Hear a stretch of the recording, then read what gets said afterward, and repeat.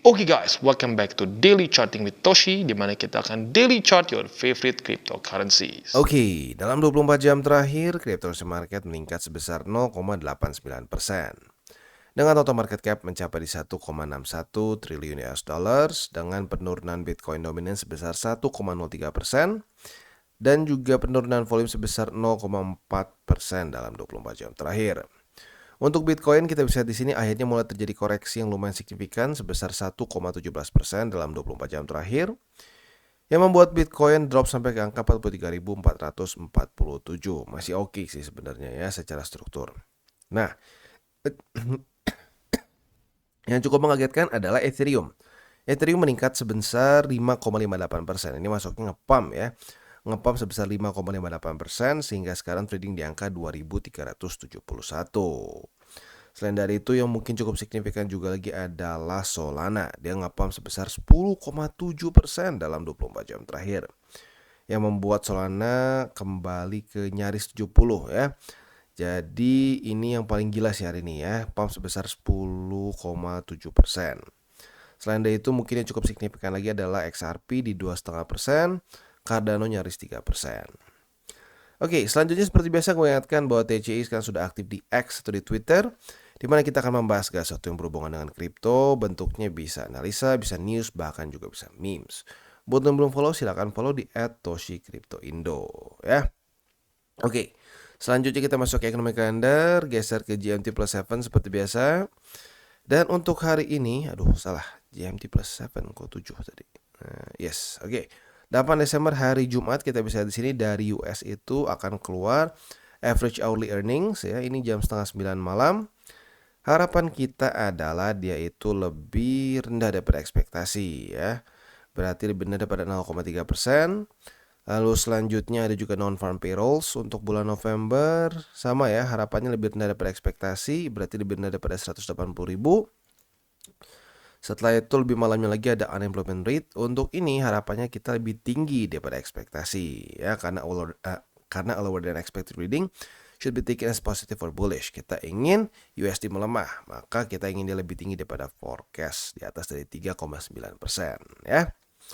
Oke, itu untuk yang hari ini. Untuk besok coba kita intip dulu ada yang penting atau enggak. Tanggal Sabtu seperti biasa ya, sudah vibe libur jadi nggak ada yang terlalu penting ya. Oke, selanjutnya kita akan geser ke news, dan news ini datang dari Binance, di mana Binance sekarang sudah withdraw license untuk di Abu Dhabi ya. Ya tentunya alasannya kenapa ya, dia baru digempur habis-habisan di US, baru ganti CEO juga dan lain-lain. Ya jadi bisa dibilang mungkin plan BlackRock berhasil mungkin ya. I don't know, tapi intinya setelah si CZ dan Binance digempur terus, ya otomatis advance dari Binance ini pelan-pelan lebih melamban begitu ya. Oke, selanjutnya kita akan masuk ke analisa di Twitter. Ini sebenarnya bukan analisa ya. Ini lebih ke gini, ada orang yang sering nanya, Bang sebenarnya telat nggak sih kalau kita beli Bitcoin? Gua tanya, lu mikirnya jangka panjang atau lu pengen kaya tiba-tiba besok? Kalau pengen kaya tiba-tiba besok ya telat gitu ya. Kalau pengen kaya tiba-tiba besok itu beli dari dari kapan-kapan gitu ya. Nah, tetapi kalau lu berpikir jangka panjang, ya kita lihat sendiri. Halving itu baru terjadi berapa kali ya? 3 kali ya. Ini Genesis belum dihitung karena belum di halving. Ini pertama kali block reward itu 50 Bitcoin. Nah, berarti jawabannya apa? Jawabannya otomatis ini masih belum terlambat ya. Nah, tetapi gini ya, dengan catatan belum terlambat, tetapi otomatis gain di sini akan jauh lebih kecil daripada di sini ya. Di sini mungkin satu cycle bisa belasan X gitu ya, bisa ribuan persen ya. Nah, di sini mungkin ya bisa 2-3 X sudah bagus gitu ya. Jadi nggak telat, tetapi secara profitnya, persentasenya otomatis akan lebih kecil karena akan lebih sulit untuk Bitcoin bisa naik besar secara market cap gitu ya. Dari sini ke sini aja udah ada penurunan yang lumayan gitu ya. Jadi ingat ya, secara jangka panjang masih jauh dari telat, tetapi bukan berarti akan sama secara peningkatan dari persentasenya ya. Nah, selanjutnya kita akan geser ke TA kita untuk Bitcoin. Kita bisa di sini sudah mulai terkoreksi. Pertanyaannya apakah akan mencapai ke 41.500? We'll see ya. Tapi PR besarnya adalah bertahan di atas dari struktur ini ya. Nah, untuk di weekly kalau kita lihat di sini ya otomatis dia masih kondisinya overbought ya. Kita bisa lihat sendiri di sini Bollinger Band-nya dia masih di atas dari upper band ya. Jadi ya sebenarnya kalau mau dibilang, "Aduh Bang, kok turun ya?" Ya iyalah ya. Ini udah minggu ke 1 2 3 4 5 6 7 8. Ini minggu ke-8 dia terus-terusan overbought begitu. Jadi normal sebenarnya kalau sampai dia terjadi koreksi yang bahkan signifikan gitu ya. Nah, sekarang bull support band itu sudah semakin mendekat ya. Sekarang tertingginya di 32.800-an. Jadi PR-nya sih kalau gue mikirnya simple banget. Jangan sampai jebol dari sini. Kalau bisa ketahan oleh bull support band dan mantul di situ ya. Itu kurang lebih harapan gue dan PR untuk Bitcoin secara makronya ya. Untuk indeks dolar kita bisa di sini kondisinya overall bagus ya. Berhasil ketahan oleh 104,13 sesuai dengan pembahasan kemarin. Tetapi sayangnya EMA 200 menjadi support bagi bagi indeks dolar ya. Nah, harapan gua sih kalau bisa hari ini jebol aja ke bawah, daily close di bawah dari EMA 200. Besok pelan-pelan bisa 103,13 ya. Oke, jadi kurang lebih seperti itu untuk makronya. Selanjutnya kita akan geser ke buy limit.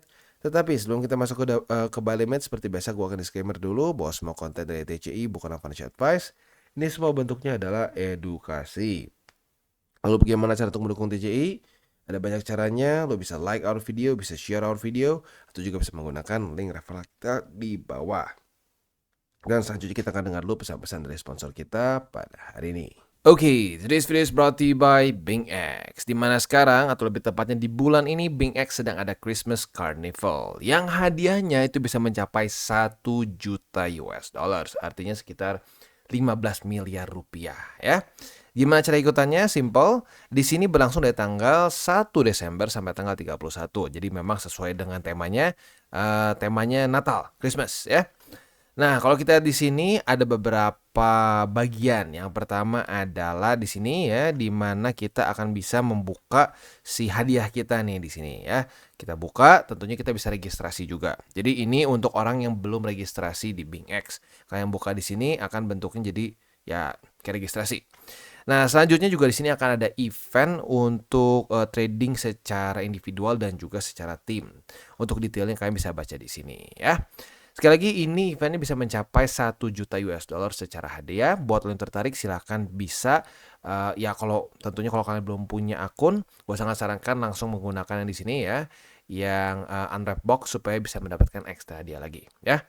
Jadi kurang lebih seperti itu untuk event BingX di bulan ini. Dan sekarang kita masuk ke Bitcoin. Untuk Bitcoin kita bisa di sini ya, buy limitnya masih sama. Yang pertama di 41.523. Yang kedua di EMA 20 atau di 39.500. Dan buy limit ketiga di 37.881. Itu untuk posisi spot di Bitcoin ya. Nah, untuk posisi futuresnya kemarin sayangnya tidak terjadi retest kedua di sini. Jadi kita belum mendapat posisi short ya. Jadi yang mungkin sekarang kalau sampai dia retest ke bawah ya, setup selanjutnya adalah posisi long apabila terjadi retest 1, retest 2 di 41.523. Nah, target TP yang jelas yaitu di angka 44.441. Dan kita masuk ke Ethereum. Untuk Ethereum dia berhasil reclaim 2.295. Artinya posisi spotnya atau buy limit spotnya bergeser sedikit ya. Buy limit pertama jadi di angka 2.295, buy limit kedua di 2.228, dan buy limit ketiga di 2.118.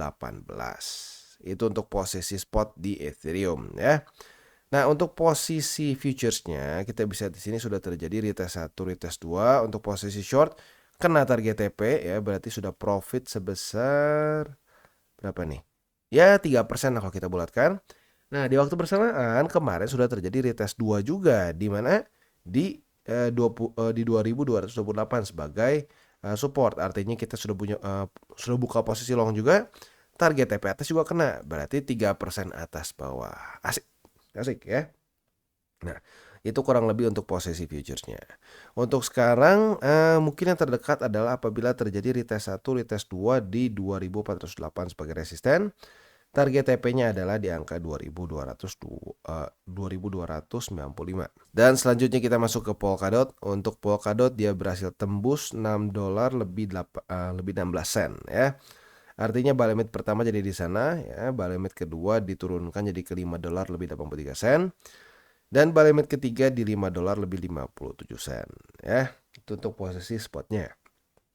Untuk posisi futures, posisi short kita kemarin sayangnya kena cut loss, tapi tipis lah, gak apa-apa ya.